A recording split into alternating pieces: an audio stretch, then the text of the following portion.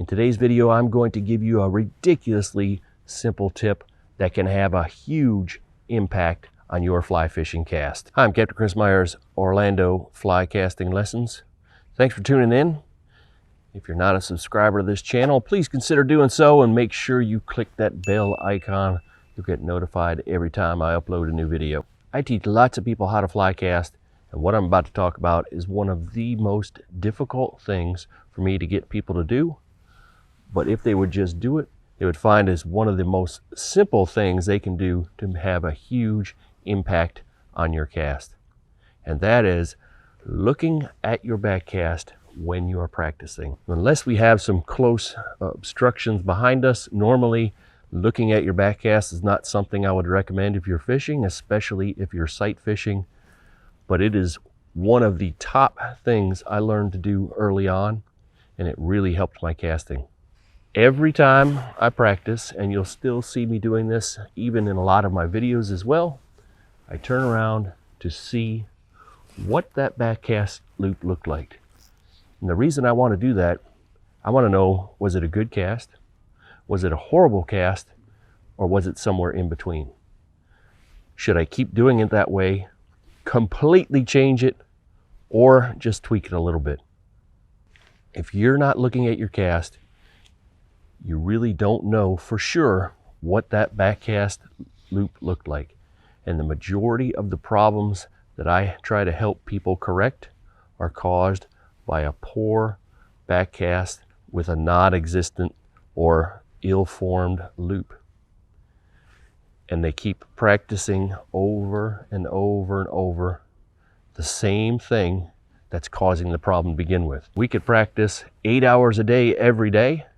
If we're practicing it incorrectly, it's just making it harder and harder to stop doing once we figure out the correct way to do it. If you're watching your back cast, you can see, is my rod stopping up, causing my line to be able to straighten out behind me? Is my rod stopping going straight, or is it stopping going down into the ground? Probably the number one issue that I work with people on is their back cast diving down into the ground behind them.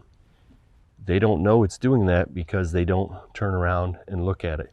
It's very hard to change something if you're just going by memory and by feel. And to your brain, if you're doing that, it feels good and it feels correct, and it's going to feel weird when you change it.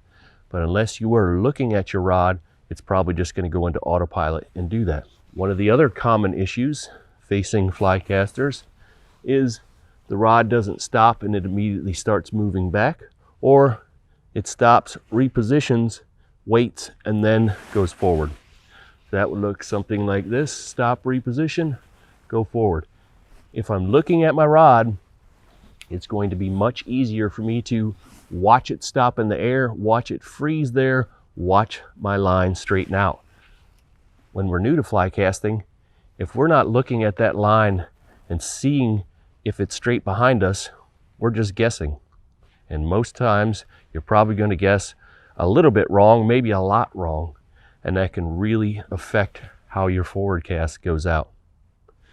Watching that loop unroll is the way that you are going to be able to develop perfect timing, which will make much easier, much farther casts with a better formed loop. If you're going to start watching your back cast, one important factor to consider is your foot and body position.